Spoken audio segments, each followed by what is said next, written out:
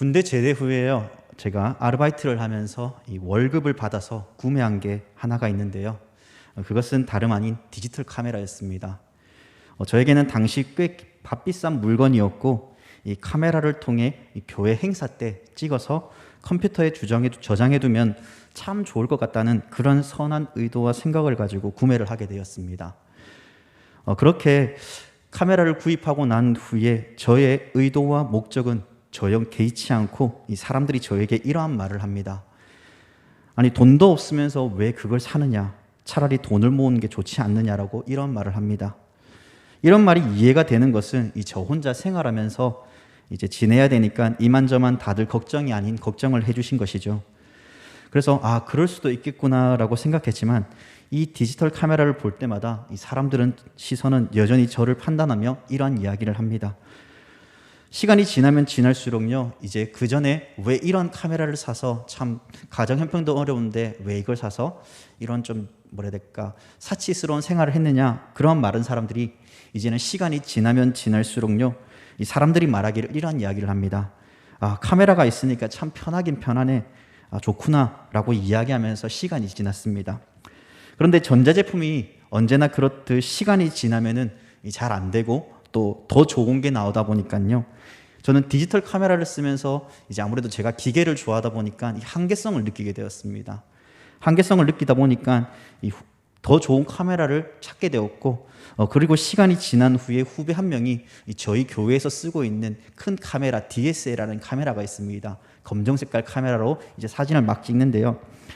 그런 카메라를 소개하면서 진짜 이거다 하고 마음을 먹고 이제 제가 원하는 방향과 스타일과 생각대로 이제 카메라가 나오니까 딱 치면서 진짜 이거 사야 되겠다, 이런 마음을 가지고 샀는데 이 가격이 만만치 않았습니다. 더 좋은 걸 사려고 하니까 저에게 있던 형편하고 좀 맞지 않는 부분들도 있어서 약간 좀 무리하게 좀 카메라를 구입하게 됐습니다. 그런데 이 카메라를 또 사들고 이제 저에게 또 이야기하시는 분들이 있습니다. 이거 얼마 주고 샀냐? 왜 이거 샀냐? 차라리 그 돈으로 좀 더 모아서 가정 형편에 보태는 게 어떻냐? 막 이런 이야기를 합니다. 저는 고민하면서 이 카메라를 사서 제가 다니고 있던, 제가 섬기고 있던 교회에 어떠한 유익을 끼칠 수 있을까? 사람들에게 사진을 찍어서 좋은 모습들을 남겨주면 좋겠다라고 생각해서 찍었는데, 결론은 사람들에게부터 또 핀잔 아닌 핀잔을 듣게 되었습니다. 그런데 시간이 지나면 또 지날수록 이제 교회에서 연말 영상 사진을 찍은 것들을 다 이제 연말의 영상에 보여주지 않습니까? 근데 그 영상에서 자기 사진이 잘 나오고 예쁘게 나오고 뭔가 좀 심플하게 나오니까 사람들이 저에게 찾아와서 말합니다. 야, 진짜 카메라 잘 샀네. 잘 샀어. 그래, 잘 샀어. 막 이런 이야기를 합니다. 근데 늘 살 때마다 뭔가를 처음에 구입하고 나면은 사람들의 시선은 항상 이랬습니다. 그거 왜 샀냐? 돈도 없으면서. 늘 이러한 이야기를 많이 듣게 되었습니다. 그래서 제가 내린 결론은 아무리 좋은 의도를 가지고 처음에는 엄청 안 좋은 판단이 내려지다가도 이 마지막은 항상 이 좋은 판단을 듣는 게 나의 모습이구나라고 생각하게 되었습니다. 그 모습은 지금도 여전히 저의 아내에게 듣게 됩니다. 오늘 로마서 2장의 말씀을 보면요, 왜 굳이 이런 이야기를 하냐면은 이 1절의 말씀을 보면 이 판단이라는 말이요, 이 3번이나 반복되면서 이렇게 이야기합니다. 남을 판단하는 사람아, 누구를 막론하고 내가 핑계하지 못할 것은 남을 판단하는 것으로 내가 너를 정죄함이니 판단하는 내가 같은 일을 행함이니라. 사람은 좋든 싫든 크고 작은 판단을 받기 마련이죠. 판단을 하는 것을 또한 사람들은 좋아합니다. 그것이 내가 당신보다 조금 낫다라는 이 판단의 기준이나 만족감이 될 수 있거나 또 정의감에서 오는 걸 수 있지만은, 바울은요, 이 판단에 대해서 다시 한번 생각해 보라고 이야기합니다. 무엇 때문입니까? 내가 판단하는 만큼 나도 판단을 받는다라는 것이죠. 그것을 알려주는 문장이요, 바로 2장 1절 도입 부분에 이 그러므로라는 접속사입니다. 보통 그러므로라는 표현을 사용할 때는요, 앞 문장을 이어서 어떠한 결론을 지을 때 많이 사용하죠. 그렇다면 지금 2장 1절에서 그러므로라고 할 때 1장에서 하고 있는 이야기들을 아직까지 이야기하고 있다는 것입니다. 그러므로 이제 그 이야기들을 결론 짓는 것이 바로 2장이죠. 그렇다면 지금 2장 1절은 1장에서 하고 있는 이야기들을 다시 한번 생각해보고 왜 바울이 3번이나 판단이라는 단어를 사용하였는가에 대해 우리가 잠깐 살펴봐야 됩니다. 그러므로는 이 문장을 이어주고 있기 때문에 앞에서 1장의 내용을 살펴보면은 이 18절 이후의 내용들을 보면 사람이 얼마나 악한가에 대해서 바울은 이야기하고 있습니다. 사람이 어떻게 악하다고 이야기합니까? 하나님을 알지만 하나님을 영화롭게도 아니하고 동물을 우상으로 만들어 섬기고 마음의 정욕대로 더러움에 내버려 두고 몸을 서로 욕되게 하며 진리를 거짓으로 바꾸고 피조물을 조물주보다 더 경배하였다라고 이야기합니다. 29절에서는 1장 29절에서는요. 그들의 악함에 정확히 무엇인가를 말해주죠. 29절로 30절 말씀, 1장 29절에서 30절 말씀 우리 앞에 있는데요. 우리 한번 다 같이 앞에 있는 1장 29절과 30절 말씀을 우리 성경 말씀을 통해 같이 읽어보겠습니다. 시작. 곧 모든 불의, 추악, 탐욕, 악의가 가득한 자요, 시기, 살인, 분쟁, 사기, 악독이 가득한 자요, 수근수근하는 자요, 비방하는 자요, 하나님께서 미워하시는 자요, 능욕하는 자요, 교만한 자요, 자랑하는 자요, 악을 도모하는 자요, 부모를 거역하는 자요. 바울이 지금 이렇게 이야기하는 것은 누군가가 이러한 판단을 하고 비방하고 있기 때문에 이러한 비방들, 이러한 판단들을 함부로 하지 말라는 것입니다. 이러한 판단을 하는 사람들이 누구이겠습니까? 바로 유대인들입니다. 그들은요, 하나님의 선민이라고 하나님의 선택받은 민족이기 때문에 거룩한 자라고 말하며 그저 악함과 추함을 드러내며 판단하고 정죄하고 있습니다. 어떤 사람을요? 이방인들을요. 이들의 잘못된 관념과 생각을 가지고서 사람들을 판단하고 정죄하죠. 오늘날 우리도 마찬가지 아니겠습니까? 우리는 구원받은 자녀라고 말하면서 혹여나 잘못된 관념과 생각들로 우리가 그들보다 낫다라고 생각하면서 나는 죄인이 아니다 라고 생각하며 혹시 단정하고 판단하고 비난하고 있지는 않습니까? 내 이웃을 향해 판단하는 실수들을 우리도 많이 할 것입니다. 그러하기에 바울은 오늘 본문을 통해 우리에게 말씀합니다. 그러므로 남을 판단하지 말라고 말이죠. 세상에 많은 사람들이 나를 평가하고 나에 대해 함부로 이야기하는데 판단하지 말라니요. 그게 무슨 말도 안 되는 소리입니까? 네, 충분히 그러한 생각을 가질 수 있다고 생각합니다. 남이 나를 판단하는데 어떻게 참고 인내하겠습니까? 남이 나에 대해서 좋게 이야기하지 않는데 어떻게 그 사람을 좋게 보며 그 사람에게 사랑할 수 있겠습니까? 그러나 우리에게는 이 판단할 만한 그 기준이 아무것도 없는 죄인이라는 사실을 우리는 기억해야 됩니다. 이 판단은 어디까지나요? 하나님만이 하실 수 있습니다. 그런데 이 판단을 하는 것은 궁극적으로 하나님이심에도 알매도 불구하고 우리는 여전히 하나님 앞에서 남을 판단하고 정죄하는 그러한 일들을 범합니다. 우리도 하나님 앞에서 죄인된 삶을 살았고 하나님의 은혜로 주 예수 그리스도로 말미암아 그분의 십자가 지심으로 예수님을 믿고 고백하며 나아가는 그러한 자로서 죄에서 용서함을 받고 구원받은 자녀들입니다.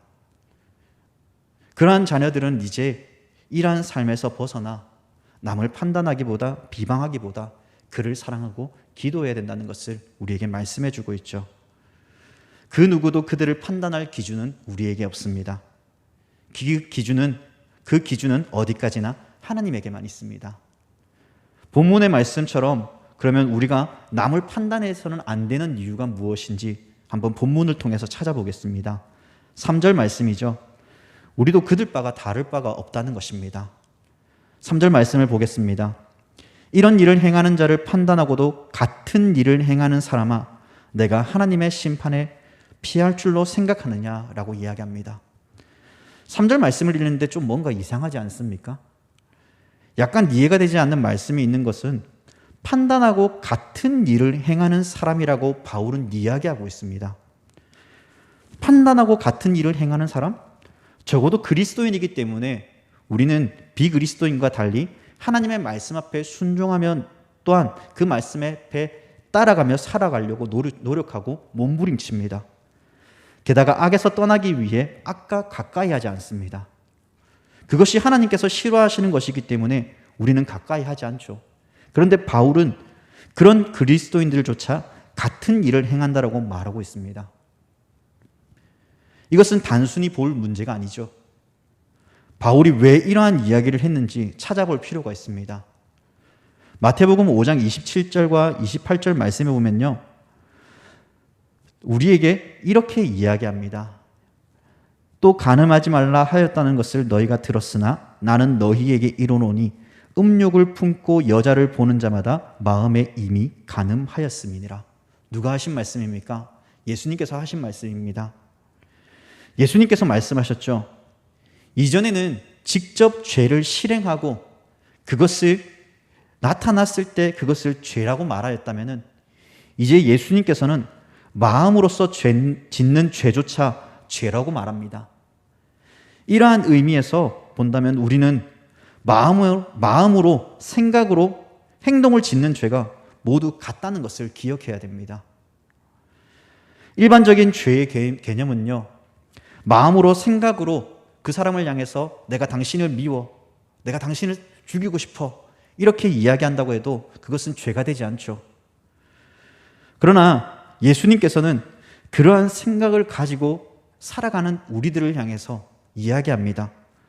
음욕을 품고 여자를 보는 자마다 마음에 이미 간음하였습니다. 형제를 미워함으로 그것이 살인죄라고 이야기합니다. 우리는 하나님 앞에서 죄를 지을 때조차 사람의 생각과 판단이 들어가죠. 그래서 큰 죄를 지을 때는 두려워하지만 작은 죄를, 사소한 죄를 지을 때 어떻습니까? 우리는 조금도 두려워하지 않습니다. 처음에는 약간의 부담스러운 마음이 있겠죠. 그러나 우리는 스스로 생각합니다. 하나님께서 우리를 사랑하시는데 정말 눈꽃만큼 약한 죄, 정말 티도 안 나는 죄, 그런 죄들은 용서해 주시겠지, 봐주시겠지, 이러한 생각들을 은연중에 합니다. 이것이 우리의 연약함이며 우리가 하나님에 대한 오해를 하고 있는 것이죠. 하나님께서는 정말 작은 죄, 그 죄는 작게 취급하시고 큰 죄만 크게 보실까요? 아닙니다. 하나님은요, 죄를 싫어하시죠. 그것이 큰 죄이든 작은 죄이든 죄의 무게의 문제가 아니라 죄 자체를 싫어하십니다. 하나님의 속성에 대해 이해하지 못하면 결국 이러한 생각이 들 수밖에 없는 것이죠. 바울이 예수님의 말씀을 들어 이야기하듯 유대인들에게 죄의 관념은 죄를 지었느냐, 짓지 않았느냐, 그것이 죄의 기준이었던 거죠. 그래서 그들은 1장에서 18절 이하에서 이야기하고 있는 것처럼 이 죄에 대해서 나는 그러한 죄를 짓지 않았다라고 이야기합니다. 그러니 이방인에게 충분히 평가할 수 있다고 이야기하는 것이죠. 자신들은 거룩하다고 이야기합니다. 바울이 마태복음 5장에서 예수님의 말씀을 인용한 것처럼 이 죄의 기준은 죄악을 생각하는 것과 행동하는 것을 똑같게 보는 것처럼 우리도 그러한 죄 아래 놓여질 수 있는 사람이므로 우리 자신들도 처신을 바르게 해야 된다는 것이죠. 죄 가운데 서지 않도록 몸부림쳐야 되는 것입니다. 이러한 점에서 바울은 2장 1절의 말씀처럼 악한 판단을 하는 너도 지금과 같은 일을 행하고 있다는 것이죠. 우리는 남을 판단하는 것을 경계해야 됩니다. 우리가 남을 판단하는 것은 곧 하나님 앞에 범죄하는 것 같습니다. 남을 판단하기 전 나 또한 그들과 다를 바 없는 죄인임을 먼저 기억합시다. 하나님께서 그런 우리를 불쌍히 여기셔서 이 4절의 말씀처럼 하나님의 인자하심으로 회개하고 돌아오기를 기다리고 계십니다. 그 기회를 붙잡은 우리입니다. 그 기회를 받은 자로서 다시 과거의 삶처럼 돌아가 악한 죄인의 자리에 서지 않기를 간절히 소망합니다. 두 번째로 남을 판단해서는 안 되는 이유가 6절에서 말씀하고 있습니다. 무엇입니까? 하나님께서 각 사람에게 그 행한 대로 보응하시되라고 이야기합니다. 그 행한 대로 보응하시기 때문에 남을 판단해서는 안 됩니다. 여기에서 각 사람에게 행한 대로 보응을 하시는데 어떠한 보응을 하는지 이 7절과 10절 말씀을 통해서 그 내용을 요약해 볼 수 있습니다. 7절에서 참고 선을 행하여 영광과 존귀와 썩지 아니함을 구하는 자에게는 영생을, 8절에서 당을 지어 진리를 따르지 아니하고 불의를 따르는 자에게 진노와 분노를, 9절에서는 악을 행하는 각 사람의 영에는 환난과 공고를, 10절에서는 선을 행하는 각 사람에게 영광과 존귀와 평강이 있다고 말씀하십니다. 여기서 보응이라는 단어의 뜻을 보면 계산하다, 보상하다라는 뜻으로 사용되어집니다. 이에 대해 확실히 말씀하고 있는 구절이 있다면 바로 갈라디아서 6장 7절 하반절에 있는 말씀이겠죠. 6장 7절의 하반절에 있는 말씀을 제가 읽어드리겠습니다. 사람이 무엇으로 심든지 그대로 거두리라. 하나님께서는 정하신 법칙이 있으시죠.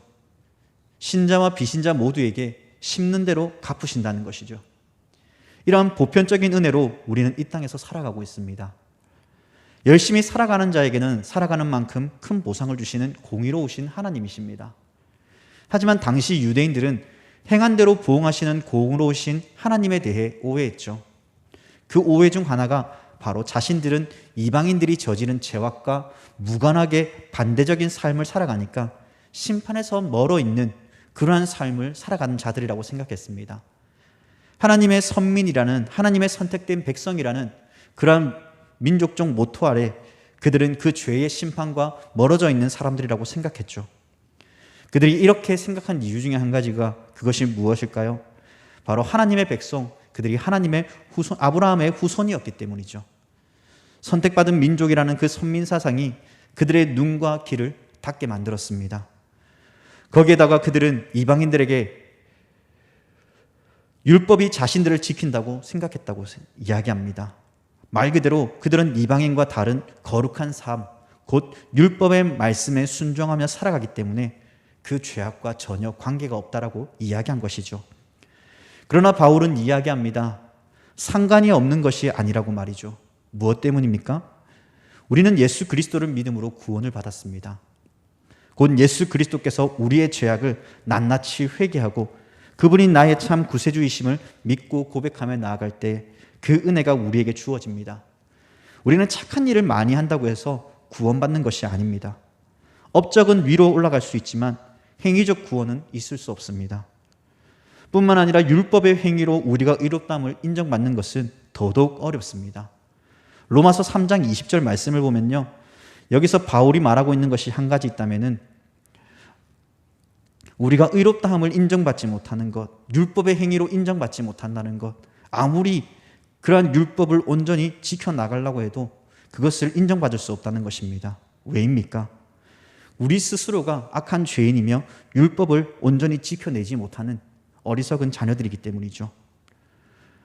그들과 다르지 않게 여전히 남을 미워하고 불법을 행하며 진리를 따르지 않고 불의를 따르는 어리석음으로부터 우리는 벗어나야 됨에도 불구하고 여전히 우리는 그 자리에서 벗어나지 못합니다.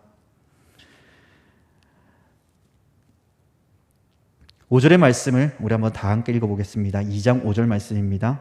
시작. 다만 내 고집과 회개하지 아니한 마음을 따라 진노의 날 곧 하나님의 의로우신 심판이 나타나는 그날에 임할 진노를 내게 쌓는도다. 우리는 그러한 나태함에 빠져서요, 하나님께서 회개할 기회를 주셨음에도 불구하고 여전히 회개하지 않습니다. 진리를 따르지 않고 불법을 행하며 살아갑니다. 하나님께서는 분명 우리에게 기회를 주셨습니다. 10절 말씀에 먼저는 유대인에게요 그리고 헬라인에게라고 말합니다. 믿는 자에게 먼저 기회를 주셨습니다. 그 기회를 잡아야 됩니다. 이 기회를 잡지 못하면 유대인이나 헬라인 모두 동일하게 하나님의 진노를 피할 수 없습니다. 복음의 소식을 먼저 들었기에 우리는 7절 마지막의 말씀처럼 더 끊임없이 찾고 간구해야 됩니다. 행한 대로 보응받는 삶은 누구에게나 동일하게 찾아옵니다. 악을 행하는 자에게는 악으로 갚으시고 선을 행하는 자에게는 선으로 갚아주실 것입니다. 여기서 선이라는 것은 착한 일을 말하는 것이 아니라 여기서 선이란 예수를 주로 고백하고 성령을 받은 자들에게 나타나는 자연스러운 삶의 열매입니다. 이 열매를 맺는 자들에게 하나님께서 영광과 존귀와 평강을 그에게 주십니다. 그러므로 우리는 악한 행위, 곧 남을 판단하고 내가 저 사람보다 낫다는 어리석음을 해가지 않는 성도들로 세워지시기를 바랍니다. 바울은 오늘 우리에게 말씀합니다. 그러한 행위대로 살아갈 때 우리는 악함을 면치 못할 것이라고요. 우리의 행하는 대로 보응을 받게 될 것이라고요. 그러므로 우리는 이러한 악에서 떠나 하나님의 평강과 기쁨을 누리는 하나님의 선을 따라 행하는 그러한 자녀들이 되었으면 좋겠습니다. 마지막으로 남을 판단해서는 안 되는 이유가 무엇이라고 합니까? 11절 말씀입니다. 이는 하나님께서 외모로 사람을 취하지 아니하심이라. 앞서서 말씀드렸듯 앙을 행하는 자나 선을 행하는 자의 보응과 연결되는 말씀이기도 하지만 나아가 하나님께서는 선한 자나 악한 자 모두 편파적으로 가르지 아니하시고 동일하게 공의로 심판한다고 이야기하십니다. 바울이 활동하던 시기 로마의 재판관들 중 이 다수는 부자와 권세자들을 이 사회의 하층민보다 더 가치 있다고 생각하며 편파적인 재판을 하곤 했습니다. 이런 의미에서 이 사람의 외모를 취한다는 것이 얼마나 위험성을 가지고 있는가를 잘 보여주고 있죠. 그들이 가진 재력과 힘, 자신이 이익을 정의도 벌일 수 있는 사람의 악함을 우리는 보았습니다. 로마에서도 그다지 다르지 않았습니다. 자신의 권력과 자리를 위해서 포기하지 못하는 것들도 있었다라고 이야기하죠. 그러나 하나님께서는 공의를 행하실 때 선한 자나 악한 자나 부자나 가난한 자나 모두 동일하게 심판하십니다. 하나님은 우리의 외형적인 모습에 치우치지 아니하시고 우리에게 집중하는 것이 있다면 그 중심에 예수 그리스도를 믿고 있는지에 대해서, 그리고 그 믿음으로 하나님과 이웃을 사랑하고 있는지에 대해 그것을 실천하며 살아가고 있는가를 우리를 보실 것입니다. 우리의 마음을 보실 것입니다. 유대인들은 자신이 선택받은 민족이므로 죄로부터 자유로울 것이라고 생각했지만은 아니었습니다. 죄를 짓고 헛된 일을 하는 이방인들과 다를 것이라고 생각했지만 아니었습니다. 하나님께서는 저들을 구원하지 아니하시고 자신들을 구원하실 것이라 확신하였지만은 아니었습니다. 바울은 이러한 점에서 그들의 생각이 잘못되었고, 하나님께서는 유대인이나 이방인 모두 그 외형적인 모습을 통해 너희가 택한 민족이라고, 구원받은 민족이라고 생각하지 말며 하나님 아버지의 뜻대로 행하는 자가 모두 구원의 은혜를 받게 된다는 것을 말씀함을 통해, 이것은 절대적으로 유대인들은 구원받은 자요 이방인들은 구원받지 못한 자라는 그러한 어리석은 생각에서 벗어나게 하신 것입니다. 오늘 우리 모두 또한 정말 우리는 구원받았다라고 말하지만은 그러나 우리의 행위적인 모습에서 하나님의 뜻을 선포하지 못하고 하나님의 뜻을 나타내지 못한다면 분명 우리 자신을 돌아보아야 될 것입니다. 그럼 여기서 말하고 있는 아버지의 뜻이 무엇이겠습니까? 바로 사랑하는 아들, 독자를 이 세상에 보내심으로 그를 믿어 구원을 얻는 것입니다. 그러나 유대 민족들은 그 사실을 믿으려 하지 않았죠. 오히려 율법의 노예가 되어 그것이 마치 구원을 이루는 보배라고 그들은 생각했습니다.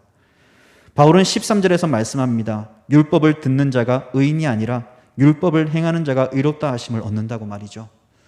우리가 간과하지 말아야 될 사실 한 가지는 율법을 우리는 온전히 지킬 수 없는 죄인이라는 사실을 알아야 됩니다. 613가지가 되는 율법을 그들은 지킨다고 말하지만 정작 율법이 말하고 있는 10가지 계명조차 온전히 지키지 못하고 살아내지 못합니다. 그러면 율법의 축약이라고 할 수 있는 이 하나님 사랑과 이웃 사랑에 대해 과연 어떨까요? 10가지 10계명을 우리가 온전히 지키지 못하면 2가지 계명이라도 하나님 사랑과 이웃 사랑에 대한 그 사랑의 실천은 우리가 지켜나가고 있습니까? 결론적으로 무엇을 말합니까? 바로 율법을 듣는 것에 그치는 것이 아니라 그 율법을 듣고 행하는 삶이 필요하다는 것이죠. 오늘날 많은 그리스도인들이 말씀을 듣는 데서 끝이라고 생각할 때가 많죠. 이것이 우리에게 구원의 필수 조건이라고 생각하지만 아닙니다. 그것보다 중요한 것은 그 말씀을 듣고 행하는 삶이야말로 진정 아버지께서 원하시는 것입니다. 그 삶이 있을 때 하나님의 부름받은 자녀로서 온전한 삶을 살아내게 되는 것이죠. 그 말씀이 오늘 우리에게 이렇게 이야기합니다. 그러므로 남을 판단하는 사람아, 우리는 다른 이에 대해 불평이나 불만이 언제든 생길 수 있습니다. 사람이 모이는 곳이라면 어쩔 수 없이 당연하게 생기게 되는 하나의 모습입니다. 그럼에도 불구하고 우리도 그들과 동일한 삶이며 똑같은 죄인임을 인식하며 살아가야 되고, 이러한 죄인을 위해 예수님께서 십자가에 못 박혀 죽으셨습니다. 이러한 죄인을 위해 3일 만에 부활하셔서 승천하셨습니다. 이러한 죄인을 위해 예수님께서는 아버지의 보좌 우편에서 우리를 위해 지금도 중보하십니다. 구원받은 자녀로서 우리는 예수 그리스도를 온전히 믿고 그분의 사랑을 이 땅 가운데 전해야 되고, 받은 그 구원과 은혜와 사랑을 온전히 나의 삶 가운데 나타내는 것이 중요합니다. 우리는 다른 외부적인 것들로 인해 우리의 의식이나 마음을 빼앗겨서는 안 됩니다. 교회의 머리 대신 예수 그리스도를 온전히 믿고 그분만 바라보며 앞으로 나아가야 됩니다. 한 마음 한 뜻으로 곧 예수 그리스도의 사랑이라는 주제 아래 온전히 서로를 사랑하고 남을 비방하는 것이 아니라 용서와 화해를 이끌며 나아가야 됩니다. 오늘 이 하루 그러한 삶을 살아내고 성도의 아름다운 교제 속에 남을 판단하기보다 그를 위해 기도하며 예수님의 사랑을 실천하고 전하는 우리 모든 대천교회 성도님들이 되기를 주님의 이름으로 간절히 부탁드립니다. 기도하겠습니다.